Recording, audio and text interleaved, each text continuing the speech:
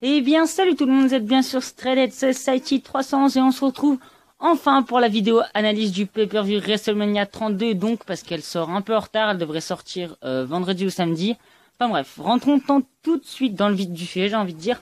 Donc le pay-per-view s'est déroulé à Arlington, au Texas, à l'AT&T Stadium, donc j'espère que je l'ai bien prononcé. Il y avait 101 763 spectateurs. Après, ce n'est que la source de la WWE, d'après David Mertler, donc je sais pas trop ce que c'est. Il n'y en aurait eu que 94 000. Voilà, donc on s'en fout un peu. Commençons tout de suite. Donc je vais rappeler les matchs du pré-show très rapidement. Donc Kalisto conserve sa ceinture des États-Unis face à Ryback. La team Total Diva prend le dessus sur la team Blonde et Bad. Et les Dudley Boys ont battu les Usos ont battu les Dudley Boys, voilà. Donc, c'est tout pour le pré-show, on s'en fout un peu du pré-show, c'est pas le plus important. Et nous allons tout de suite rentrer avec le premier match qui était le ladder match pour le titre intercontinental de Kevin Owens qui affrontait Zack Ryder, Sin Cara, Sami Zayn, Dolph Ziggler, Stardust, le Miz. Et voilà. Donc, qu'est-ce que je peux dire du match? Ça a été franchement un super match, encore mieux que l'année dernière, j'ai trouvé. Parce que l'année dernière, on a eu aussi un ladder match pour le titre intercontinental, et j'ai trouvé celui-ci au-dessus. On a vraiment eu de très bons spots, avec notamment le Frog Splash de Sin Cara sur Stardust qui était allongé sur une échelle. Ça a vraiment été cool. On a eu plein de moments comme ça, mais pour moi, la meilleure prestation de la soirée dans ce match, c'est celle de Sami Zayn, qui a fait vraiment des choses exceptionnelles. Donc voilà, après, ce n'est que mon avis. Et donc après, on a une victoire assez aussi très surprenante de Zack Ryder, mais qui est tout de même mérité. Ah bon, après ce qui s'est passé à Raw, voilà, ça sent un peu la douille, quoi, j'ai envie de dire. Mais bon, je reviendrai peut-être avec une vidéo spéciale Raw. Ouais, donc voilà, c'est mérité pour Zack Ryder, et donc bravo à lui, voilà. Donc le match a duré 15 minutes, ce qui est un temps assez correct. Et au niveau de la note, j'ai mis 9,5 sur 10, parce que le match a quand même été très bon, mais voilà. Donc 9,5 sur 10 pour ce match.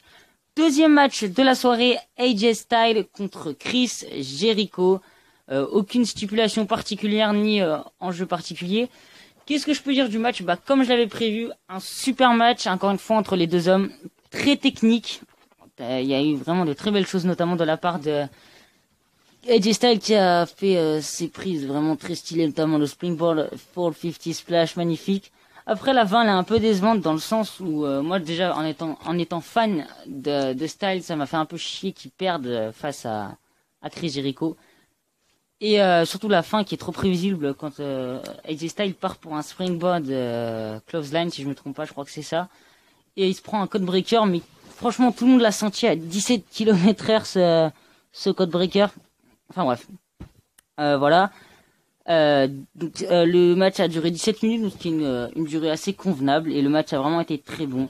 Donc j'ai mis la note de 8,5 sur 10 pour ce match. Voilà, donc troisième match de la soirée, Ligue des Nations contre le New Day. Donc c'était un 4 contre 3, même si Bad News Barrett n'a pratiquement pas catché. Le match n'était pas pour les ceintures par équipe, puis voilà, c'est un peu près tout pour les détails techniques.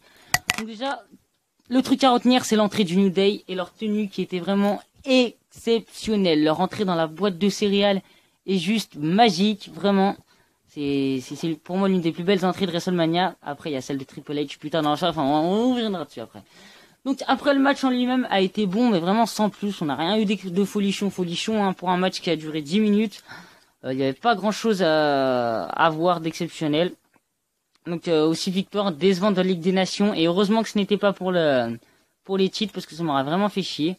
Et puis voilà, donc au niveau de la note, j'ai mis 7 sur 10, parce que c'était un match par équipe correct, mais sans plus, voilà.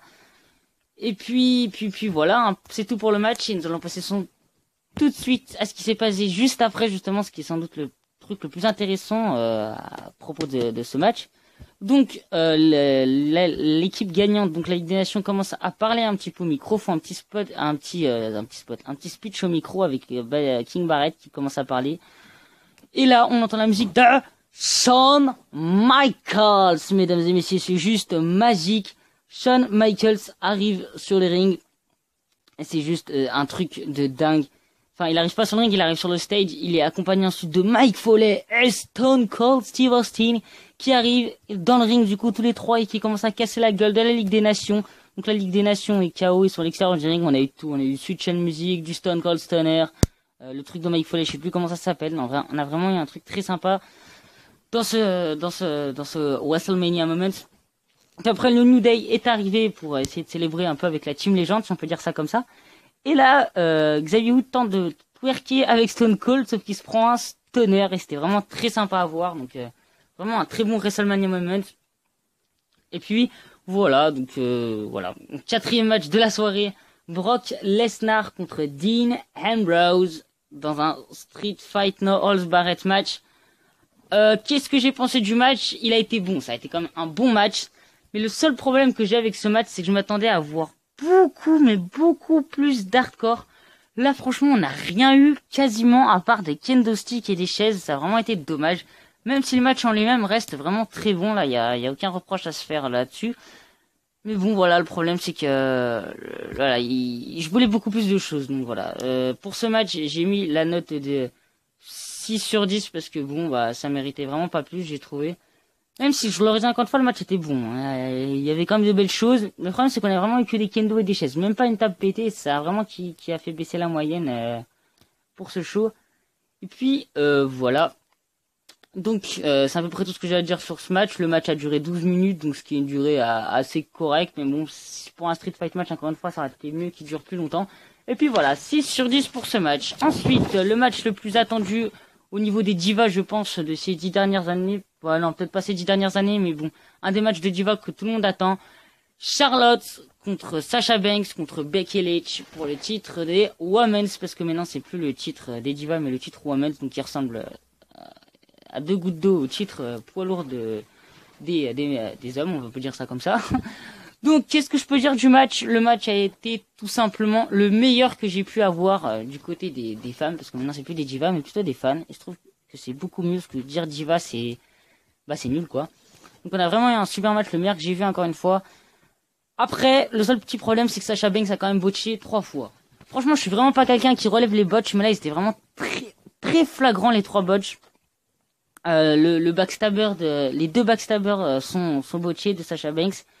Et aussi son, c'est pas une prise familière d'elle, mais son sunset flip. Bon, ouais, je sais pas si on peut appeler ça comme ça, mais c'est ce qui s'apparente le plus. Sur Charlotte, ou Becky, je sais plus exactement. Elle l'a botché, pareil. Et donc voilà, après on a une fin aussi un peu décevante où Charlotte part pour son Figure for Leg sur Becky. Sacha veut monter dans le ring pour casser la prise. Sauf que Ric Flair retient la jambe de Charlotte et donc Charlotte qui remporte le match. Voilà, donc c'est un peu décevant, mais bon, ça reste correct. Donc j'ai mis 9 sur 10 pour ce match qui était juste exceptionnel. À noter aussi qu'un record a été battu pendant ce match. C'était le match le plus long de l'histoire de WrestleMania avec 16 minutes. Voilà. Donc petit détail, hein, bon voilà. Voilà. Donc avant dernier match et je pense le main event. Enfin pour moi c'était le main event. Shane McMahon contre The Undertaker. Alors les enjeux je les rappelle. Si Shane McMahon gagnait, il prenait le contrôle de Raw. S'il perdait, il devait abandonner le secret qu'il avait sur Vince. Et si Undertaker perdait, donc si Shane gagnait, il devait arrêter WrestleMania. Donc c'était son dernier WrestleMania s'il perdait. Donc on a une victoire de l'Undertaker, bien sûr. Donc qu'est-ce que je peux dire du match? On a eu un match plutôt assez ennuyant au début. Puis après, quand la machine a été lancée, quand Shane a réussi à revenir dans le match est devenu exceptionnel. Voilà. Tout simplement parce qu'on a eu de très beaux spots de Shane, notamment qui est célèbre maintenant, hein, je pense. Sa descente du coup de tout en haut de la cage qui a été exceptionnelle. Et puis voilà, on a eu aussi le truc avec la poubelle, je sais pas du tout comment ça s'appelle, un gros dropkick alors que Undertaker est dans le coin, j'ai envie de dire. Ouais, c'est ça. À peu près, je sais pas du tout comment ça s'appelle cette prise. Mais le seul problème aussi encore avec ce match, c'est que je m'attendais à voir plus de surprises. J'aurais aimé que, je sais pas, que Vince arrive, je voulais pas que John Cena par contre vienne. Franchement, le délire avec Cena qui arrive et tout, non, par contre ça, je voulais pas un heel turn de Cena parce que je trouve que moi ça le ferait pas et j'aimerais pas voir Cena en heel. Je le préfère largement en face. Et donc voilà. Donc dommage qu'il n'y ait pas plus de surprises pour finir. Et j'ai mis la note de 8 sur 10. Le match a duré 30 minutes à noter. Donc c'est le match le plus long de la soirée. Et pas le plus sympa à regarder, mais l'un des plus sympas. Voilà. L'un des matchs les plus attendus aussi.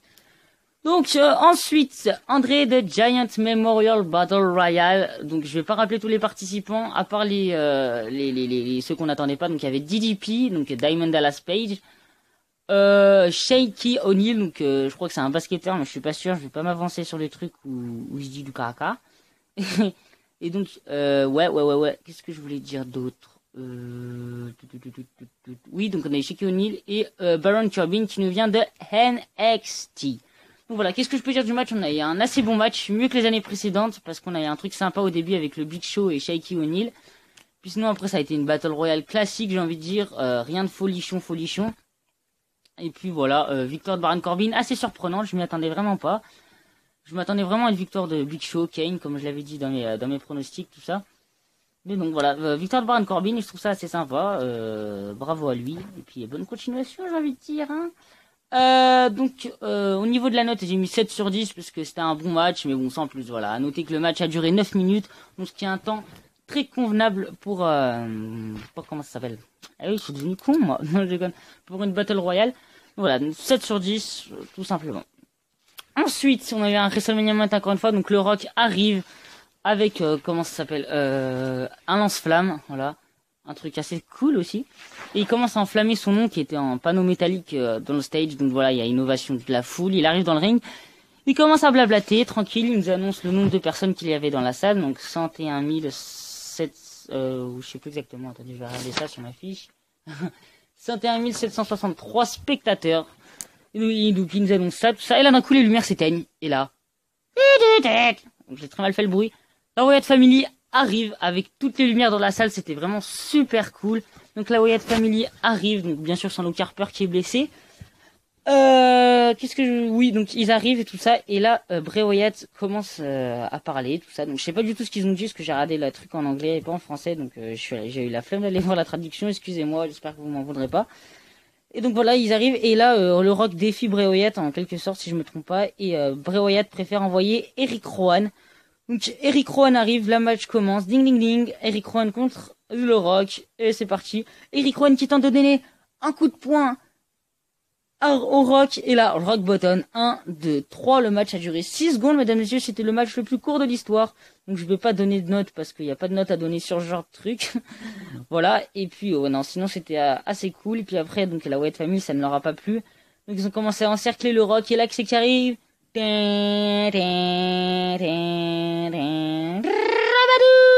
John Cena sucks. Enfin, pour moi il sucks pas, mais bon, c'est ce que la foule a chanté. Et donc John Cena arrive pour venir aider le Rock. Donc il se débarrasse de la Wyatt Family avec des attitude adjustments, des people elbow, enfin tout l'arsenal quoi. Et donc du coup ils célèbrent ensemble les fins de ce WrestleMania Moment qui était, il faut le dire quand même, qui était assez sympa à regarder. Et puis voilà. Donc maintenant passons au main event qui opposait Triple H à Roman Reigns pour le WWE World Heavyweight Champions. Donc c'était un no disqualification match apparemment parce que l'arbitre ne comptait pas quand les deux superstars étaient à l'extérieur du ring. Et puis voilà, donc qu'est-ce que je peux dire du match? Donc déjà, comme je l'ai dit tout à l'heure dans le match de New Day contre Ligue des Nations, on a eu vraiment une entrée exceptionnelle pour Triple H avec Stephanie McMahon qui était sur une sorte d'estrade, qui était la reine quoi. Tout ça et puis ensuite on a eu vraiment un effet visuel, enfin un effet visuel lors de l'entrée de Triple H qui était très bonne. Avec les figurants aussi qu'ils avaient tous un WWE World Heavyweight Champion. Donc ça j'ai un peu moins apprécié mais bon, pourquoi pas, c'était assez sympa. Après, donc, Roman Reigns est arrivé sous les huées, mais quand je dis huées, c'est pas que j'aime pas Roman Reigns, mais c'était vraiment sous les huées, quoi, je rigole pas, le mec, il s'est vraiment fait. Les gens, excusez-moi, j'ai eu un petit souci, on m'a appelé, donc du coup, voilà, je vais de reprendre où j'en étais le plus rapidement possible, donc je parlais de l'entrée de Roman Reigns qui s'est fait littéralement siffler, quoi, donc voilà. Après, le match en lui-même, il est bon, mais le problème, c'est que le résultat est vraiment trop prévisible. Moi, je m'attendais encore une fois à un match avec beaucoup plus de surprises. Honnêtement, le match est bon. Il y a de belles choses, notamment inspiré de Roman Reigns à travers la barricade. Le match est plutôt bon. On a un bon rythme, on a des choses sympas. Triple H qui est bien dans son rôle de heel, Stéphanie aussi. Mais bon, voilà, il y a vraiment pas eu de surprise, aucune intervention. Enfin, à part Stéphanie, mais bon, elle c'était un peu normal parce qu'elle était manager, on va dire. Non, vraiment, c'est pas le match à retenir de la soirée, quoi. Moi, si je devrais vraiment retenir un match, c'est Shane Undertaker. Le match des Divas et le match pour le titre par équipe plutôt, pardon. Voilà, donc c'est les 3 matchs pour moi qui sont à retenir dans le show, mais le Triple H Reigns n'était pas terrible. Surtout qu'en plus Reigns gagne, donc du coup c'est pour ça que je disais, il y a quelques secondes que Roman Reigns, sa victoire était trop prévisible, donc voilà. Donc j'espère que la WWE va se rattraper, parce que ce main event de WrestleMania, il est vraiment pas à retenir, quoi. Et donc voilà, donc pour conclure ce WrestleMania, Ça a vraiment été un très très bon WrestleMania malgré 2 matchs décevants. Le Brock Lesnar Ambrose et le main event Triple H Reigns. Voilà, donc sinon ce pay-per-view reste un très bon WrestleMania, juste magique. Donc voilà, donc n'hésitez pas à me dire ce que vous en pensez dans les commentaires. Moi je vous dis à la prochaine les gens. Peace!